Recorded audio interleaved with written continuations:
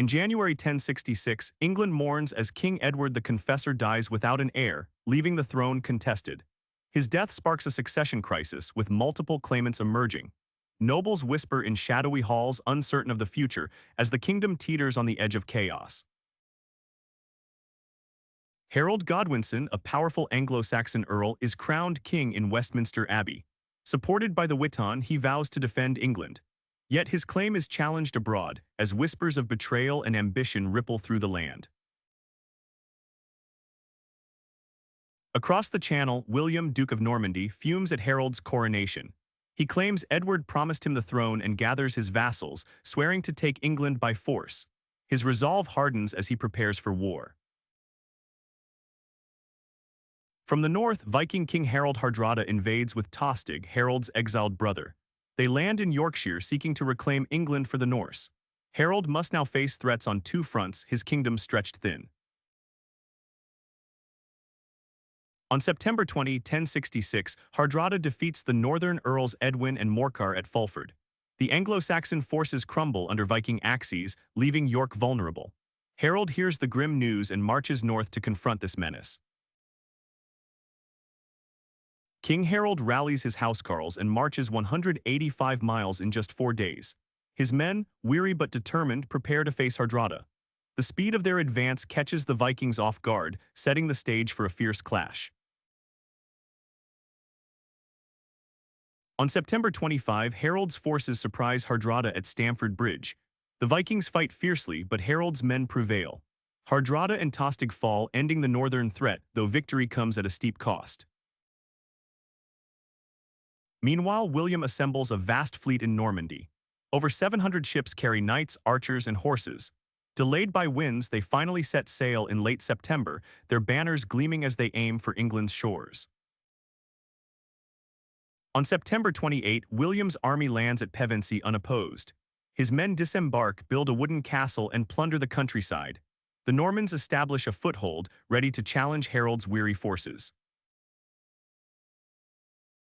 Fresh from Stamford Bridge, Harold learns of William's invasion. He turns his battered army south, marching 240 miles in a week. His men, exhausted but loyal, brace for another fight as London buzzes with fear. By October 13, Harold gathers his forces near Hastings, forming a shield wall atop Senlac Hill. William's army, rested and ready, camps below. Both leaders know tomorrow will decide England's fate in blood and steel. On October 14, dawn breaks as William's archers loose their arrows. Harold's shield wall holds firm, deflecting the barrage. The Normans advance, swords clashing against Saxon shields in a thunderous roar of war.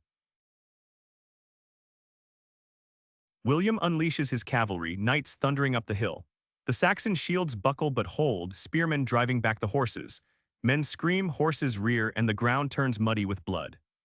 William orders a cunning, feigned retreat. Some Saxons break formation to pursue, only to be cut down as the Normans turn back. Harold shouts to restore order, but the shield wall weakens. Harold fights at the front, axe in hand, inspiring his men. The shield wall reforms, but casualties mount. Hour after hour, the Normans press, testing the resolve of the Anglo-Saxon king and his weary troops. Late in the day, Norman archers aim high, raining arrows on the Saxons. One strikes Harold in the eye, or so legend claims. His men falter as their king staggers, the tide turning against them. With Harold fallen, the Saxon line breaks. Norman knights surge forward, cutting down the fleeing housecarls. The battlefield becomes a slaughter, the ground littered with the dead and dying as night falls. William stands victorious as the last Saxons flee or surrender. He surveys the carnage, his banner raised high. The day is his, and with it the crown of England, won through blood and strategy.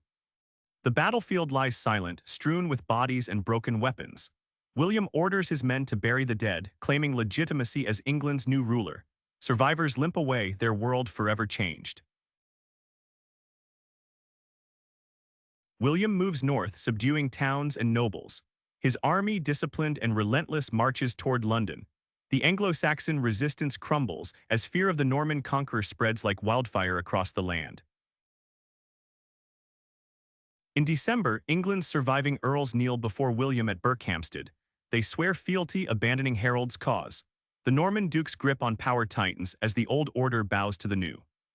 On Christmas Day 1066, William is crowned king in Westminster Abbey. Cheers mix with unease as Normans guard the doors. The Anglo-Saxon era ends, and a new dynasty rises from the ashes of conquest. William rewards his followers with land, displacing Saxon lords. Castles spring up across England, symbols of Norman dominance. The conquered people grumble, but resistance is crushed with ruthless efficiency by the new king. The story of Hastings is woven into the Bayeux Tapestry, a masterpiece of propaganda. It depicts Harold's fall and William's triumph, ensuring the Norman version of history endures for generations to come.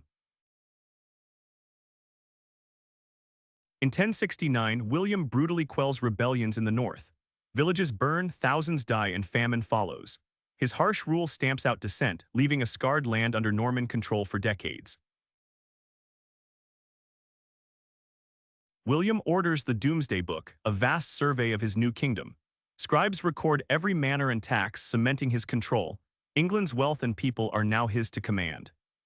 William's victory reshapes England forever. Norman laws, language, and culture take root, blending with Saxon traditions. The feudal system strengthens, tying the land and its people to their new overlords. The Norman Church rises under William's reign, with new cathedrals and bishops loyal to him. Religion becomes a tool of control, aligning the spiritual with the secular in his growing empire. Sporadic revolts flare but fail against William's might. Saxon leaders like Hereward the Wake fight on, yet the Norman yoke tightens. England's old ways slip into memory, replaced by a new order. William faces strife within his own kin. His sons rebel, and his wife Matilda dies, testing his rule. Yet he holds firm, his iron will preserving the throne he fought so hard to win. Beyond England, William's conquest inspires Norman expansion into Wales and Scotland. His legacy grows, a web of power stretching across Britain, built on the blood spilled at Hastings long ago. In 1087, William dies in Rouen, his body laid to rest. His reign ends, but his mark on England endures. The conqueror's tale closes, leaving a transformed nation in his wake. William's death sparks turmoil as his sons vie for power. William Rufus takes England, Robert gets Normandy. The empire splits, yet the Norman grip on England remains unshaken for years. Norman barons grow rich, building stone castles and vast estates. They rule over Saxon peasants, a new aristocracy born from conquest. Their power cements the feudal order William imposed. French becomes the language of the elite, while Saxon traditions linger among the common folk. Castles, chivalry, and courtly life reshape England, blending old and new in a vibrant tapestry. William's tactics at Hastings influence warfare for centuries. The feigned retreat and combined arms of archers, infantry, and cavalry become a model, echoing through medieval battlefields across Europe. Trade grows under Norman rule, linking England to the continent. Taxes from the Domesday Book fund William's ambitions, while towns expand, their markets bustling with goods from near and far. William introduces forest laws and strengthens royal justice. Courts enforce his will, blending Norman and Saxon customs. The king's authority grows, binding the realm under a single iron rule. Stone cathedrals and castles rise, symbols of Norman might and faith. The White Tower of London begins, a fortress to awe and subdue. England's skyline changes forever under William's vision. A chasm grows between Norman lords and Saxon peasants. The conquerors live in luxury, while the conquered toil. Resentment festers, yet the new order holds, enforced by sword and stone. Tales spread of Harold's arrow to the eye, immortalized in tapestry and song. Historians debate its truth, but the image endures, a symbol of Saxon defeat and Norman triumph at Hastings. Monks and scribes pen chronicles of the conquest, praising William's deeds. These tales shape history, casting him as a divinely ordained king, while Harold fades into the shadow of defeat. Each year, the memory of Hastings lingers. Locals tell tales of 1066 of bravery and betrayal. The battlefield becomes a place of pilgrimage, its earth still whispering of that fateful day. William's heirs rule England for generations, their bloodline shaping its destiny. From Rufus to Henry, the Norman kings build on his legacy, a dynasty forged in the fires of Hastings. Saxons pass down stories of Harold, a fallen hero. Their language and customs endure in quiet corners, a stubborn echo of a lost age, resisting the Norman tide with every whispered tale. Centuries later, archaeologists unearth arrowheads and bones at Hastings. Each find tells a story of that bloody day, piecing together the clash that changed a nation's course forever. Today, Hastings is taught in schools, a cornerstone of British history. Its lessons of power, ambition, and survival resonate, a reminder of how one battle shaped a nation's identity. Enthusiasts reenact Hastings, swinging axes and raising shields. The clash lives again, a tribute to those who fought. Spectators cheer, history brought to life in vivid, thundering detail. Hastings stands as a symbol of conquest and change. It marks the end of one era, the birth of another, a moment when England's fate hung on the edge of a sword. The Battle of Hastings echoes through time, a tale of courage, betrayal, and triumph. From 1066 to today, it captivates, a saga of a kingdom lost and one forever etched in history.